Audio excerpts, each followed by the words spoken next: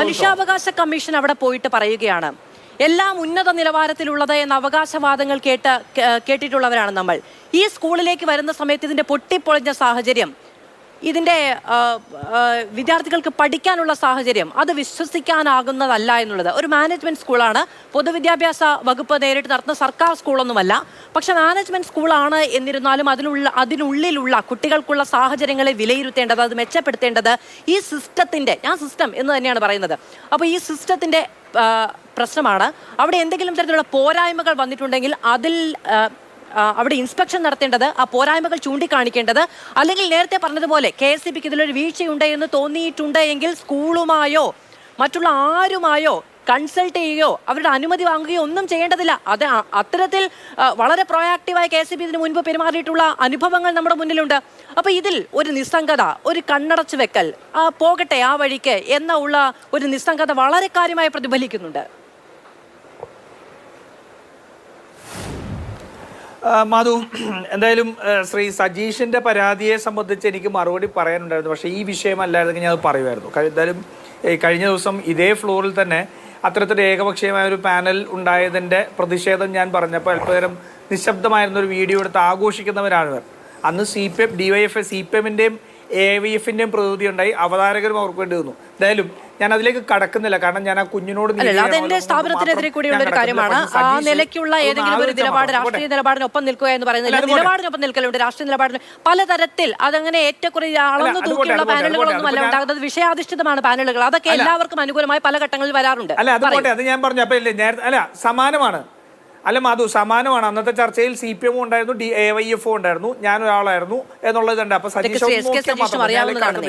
പക്ഷെ നോക്കൂ, ഈ സജീഷ് ഈ ചർച്ചയിൽ പറയുന്ന കാര്യങ്ങൾ പോലും ആ കുഞ്ഞിനോട് നീതി പുലർത്താത്തതല്ലേ? വിമാന അപകടം ഉണ്ടായ സംഭവത്തെ വരെ ഉപയോഗിച്ചുകൊണ്ട് ഈ കെടുകാര്യസ്ഥയെ ന്യായീകരിക്കാൻ ശ്രമിക്കുന്നത് എത്രമാത്രം ഇൻസെൻസിറ്റീവ് ആണെന്ന് നോക്കൂ. ആ കുഞ്ഞിന്റെ കുടുംബത്തിൽ ആരെങ്കിലും ചിലപ്പോൾ ഈ ചർച്ച കണ്ടാൽ സജീഷ് എന്തായിരിക്കും അവസ്ഥ? നമ്മളുടെയൊക്കെ, നിങ്ങളെ മാത്രമല്ല, ഒരു രാഷ്ട്രീയ പ്രവർത്തകൻ എന്നുള്ള രീതിയിൽ നമ്മുടെ ഉത്തരവാദിത്വം സംബന്ധിച്ചിട്ട് നോക്കൂ മാധു, ഞാൻ അങ്ങടപെടലേ മാധു, നോക്കൂ, ഇത് കേരളത്തിൽ മുഴുവൻ സംഭവിച്ചിരിക്കും. മാധുവിന് അറിയാലോ. ഒരു മിനിറ്റ്, താങ്കളുടെ ഒക്കെ രീതി മനുഷ്യത്വരഹിതമായ എന്തും പറയുന്ന രീതി ശരിയല്ല. അത്രേ എനിക്ക് പറയാനുള്ളൂ. മനുഷ്യത്വരഹിതമായ എന്തും പ്രയോഗിക്കുന്ന നിങ്ങളോടൊപ്പം ഒക്കെ ഒരു വാചകം പറയാന്ന് പറഞ്ഞാൽ വലിയ മാനസിക പ്രയാസമുള്ള കാര്യമാണ്.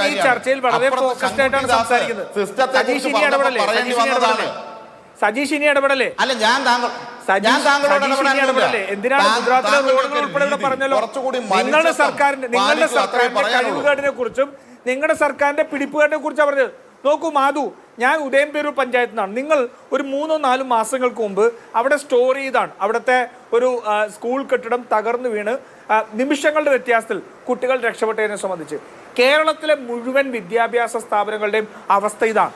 കേരളത്തിൽ ഇന്ന് സ്കൂളുകൾക്കകത്തുള്ള ബസ്സുകൾ പോലും ഓടിക്കാൻ കഴിയാത്ത രീതിയിൽ, കാരണം അതിന് ഡീസൽ അടിക്കാൻ കഴിയില്ല, അതിന് റിപ്പയർ ചെയ്യാൻ കഴിയില്ല, ഇൻഷുറൻസ് എടുക്കാൻ കഴിയില്ല. മുഴുവൻ സ്കൂളുകളും ഇന്ന് സമീപവാസികളുടെയും നാട്ടുകാരുടെയും സഹായത്തോട് പോകുന്ന അവസ്ഥയാണ്. HM-മാർ, ഹെഡ്മിസ്ട്രസ്മാർ ആ തസ്തിക വേണ്ട എന്ന് പറഞ്ഞ് എഴുതി കൊടുത്ത ചരിത്രം കൂടി നമ്മൾ കണ്ടതല്ലേ? എന്തായിരുന്നു കാരണം പൈസ കയ്യിൽ നിന്ന് എടുത്ത് ചെലവാക്കണം, അത് തിരിച്ചു കിട്ടുക പോലുമില്ല. സർക്കാർ സ്കൂളുകളിൽ ഇന്ന് HM-ന്റെ തസ്തിക ഏറ്റെടുക്കാൻ പോലും പേടിക്കുന്ന കാലത്തിലേക്ക് പോയിരിക്കുകയാണ്.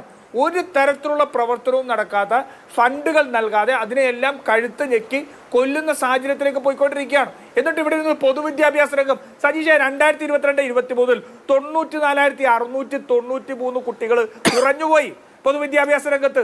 അതിൽ 1-ാം ക്ലാസ്സിലെ 10,600 ചില്ലാനും കുട്ടികൾ 1-ാം ക്ലാസ്സിൽ തന്നെ കുറവുണ്ടായി. നിങ്ങൾ വെറുതെ ഇരുന്നിട്ട് ഇങ്ങനെ കള്ളത്തരം മാത്രം പറയരുത്. കേരളത്തിലെ പൊതുവിദ്യാഭ്യാസ രംഗത്ത് ഏതോ 1-2 സ്കൂളൊക്കെ മെച്ചപ്പെട്ടതിന്റെ പേര് പറഞ്ഞുകൊണ്ട് കേരളത്തിലെ മുഴുവൻ സ്കൂളുകളുടെ ഓഡിറ്റുകൾ നടത്തുക. അതാ പറഞ്ഞത്, നിങ്ങൾ ഒരു സുരക്ഷാ ഓഡിറ്റ് നടത്ത്. നിങ്ങൾക്ക് അത്രമാത്രം വിശ്വാസം ഉണ്ടെങ്കിൽ കേരളത്തിലെ മുഴുവൻ സർക്കാർ സ്കൂളുകളുടെയും സുരക്ഷാ ഓഡിറ്റ് നടത്താൻ നിങ്ങൾക്ക് എന്താ മടി? നിങ്ങളോട് ആവശ്യപ്പെട്ടതാണല്ലോ. രാഹുൽ ഗാന്ധി മുതൽ പ്രതിപക്ഷ നേതാവ് VD സതീശൻ മുതൽ ഒരു പ്രതിപക്ഷ പാർട്ടികൾ മുഴുവൻ നിങ്ങളോട് ആവശ്യപ്പെട്ടതല്ലേ? നിങ്ങൾ ആ സുരക്ഷാ ഓഡിറ്റ് നടത്തിയിട്ട് ഇതായിരിക്കുന്നു റിപ്പോർട്ട് എന്ന് പറയാൻ നിങ്ങൾക്ക് ധൈര്യമുണ്ടോ? ധൈര്യമില്ലല്ലോ.